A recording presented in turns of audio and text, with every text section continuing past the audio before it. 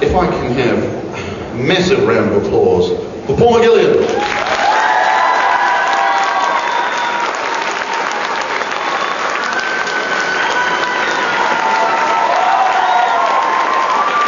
Thank you.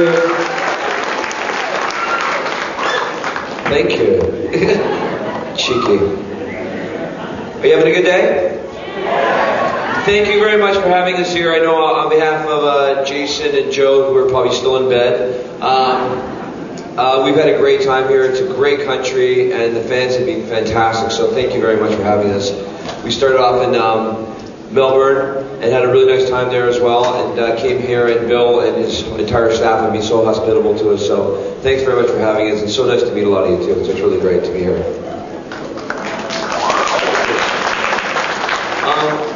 Well, I'll tell you a little bit, when I first, working on Stargate for 5 years, it was really great. As a lot of you know, my character went through a lot of different things. So, from being kissed by a man, I'm in therapy for that still,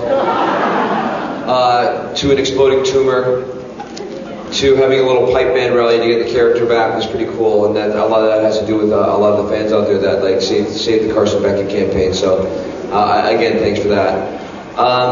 We had a great time. The character started off as a reoccurring character on the show. We didn't know what was going to happen, and then eventually, I remember in the pilot, Martin Wood, who was directing it, said, "Listen, Damien Kindler is a writer up in the office. He wants to talk to you about a big Beckett episode number 7."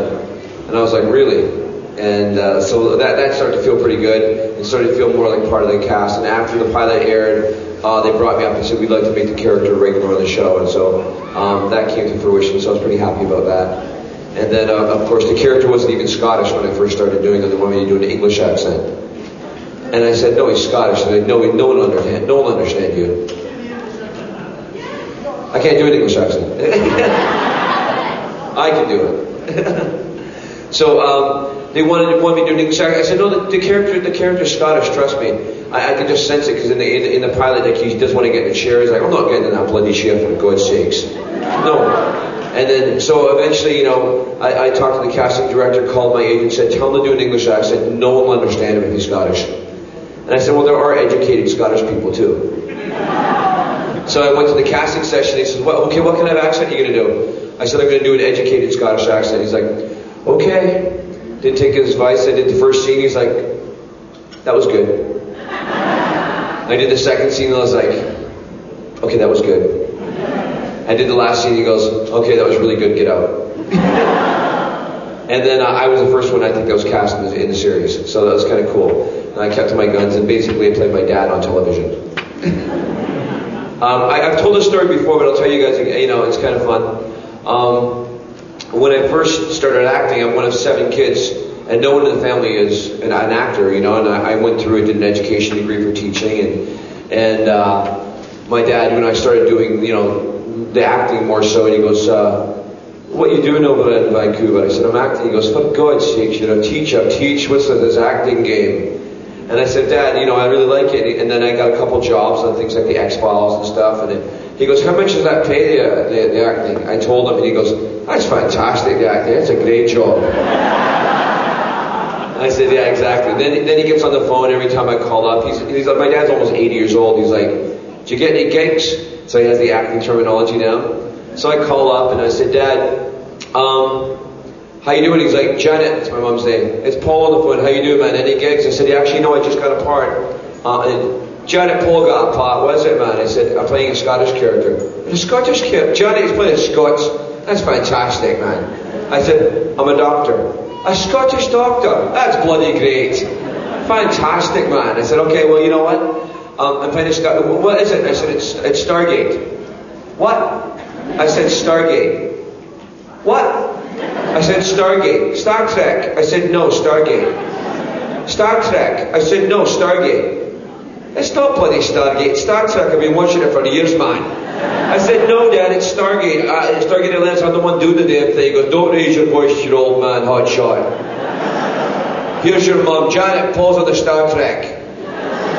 My mum comes on the phone, "Are you in the Star Trek?" "Yes."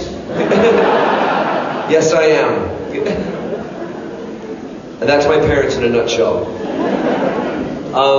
So, you know, it's been a great little trip being on the show, and, you know, you'll probably ask me this question, but there is a script written. We're not sure if we're going to do the movie or not, or when that's going to happen. Hopefully it does. I know the script's written. Joe Malazzi and Paul Mully wrote it. They just haven't greenlit it yet to be produced, so we're hoping that happens. And, you know, and then got a new series obviously starting at Universe happening, so that's pretty cool. And I haven't had a chance to see it. I know some of the fans have, and had dinner with some people yesterday. Seem to like it, so hopefully it continues with the Stargate franchise. You know, it's been a great ride. I'll start taking some questions, and hopefully I can answer them for you. This young man's going to run around. What's the most challenging part of playing the character of Carson Beckett? What's the most challenging part of playing the character Carson Beckett? Fighting off all the women. That's the tough part. No. You know, it's funny because it's often, when you get a character like that, you know, we'll go through the script. You usually get the new script on like a Tuesday, and we finish the episode on a Friday. So we'll get the script, and you go through it, and you're like, oh, I'm in that scene, you know, all the actors want to see where they are, what kind of part they're in. And then I'll get into, it's basically David Hewlett's character and my character that talk a lot. So I'll get these monologues of alien Scottish medical jargon sometimes, right? And I don't know what half of it means, so I have to call my brother up, who is actually a real doctor, and I said, Mike, what does this mean? And can you say it with a Scottish accent for me? So he told me. But technically, a lot of the stuff was, you know, these long monologues. So that was quite challenging, that aspect of it. But really a fun character to play, and the writers are really great with me giving, you know, Scotticisms I'd add to little things because a lot of them aren't Scottish, you know. So that was fun to be able to do that. But honestly, sometimes huge amounts of dialogue, and in television you shoot very quickly, so there's not a lot of time for this, you know. Meanwhile, Joe and Jason's like, you know, eating a sandwich or something and kind of grunting a little bit, and he's like, whatever, I'm going to kill somebody in the next scene. And I'm trying to get through this long dialogue. And David Hewlett was the same way. He'd just take enormous amounts of material and absorb it, which is really, after a while, it's quite a skill to be able to memorize that stuff. And then they're just like, okay, great, we got that shot, moving on. So it's kind of like, you just that's your part in the show, and you know, they expect you to be able to do it and do it fast. So that's kind of challenging sometimes, but it was really a fun character to play though. I don't know if you're allowed to reveal this, but is there any plans to reveal, further pursue the aliens introduced in Daedalus Variations? Security.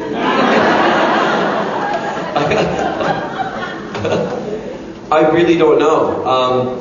You know, they honestly, they really don't tell us that kind of information too much. I mean, sometimes they'll talk about it a little bit, but I don't know where their plans are. I know some people were expecting to go 6 seasons, and I thought it was going to go 6 seasons. I was sort of surprised when they pulled the plug on it so early. But you know, the details of what the writers, sometimes they might say, hey, Paul, there's 3 episodes from now, there's going to be a big episode, you know, you got a bit of a love interest or something. That's about as far as the details go. And I think they're kind of right on the fly too. So as far as any intricate details like that, I really don't know.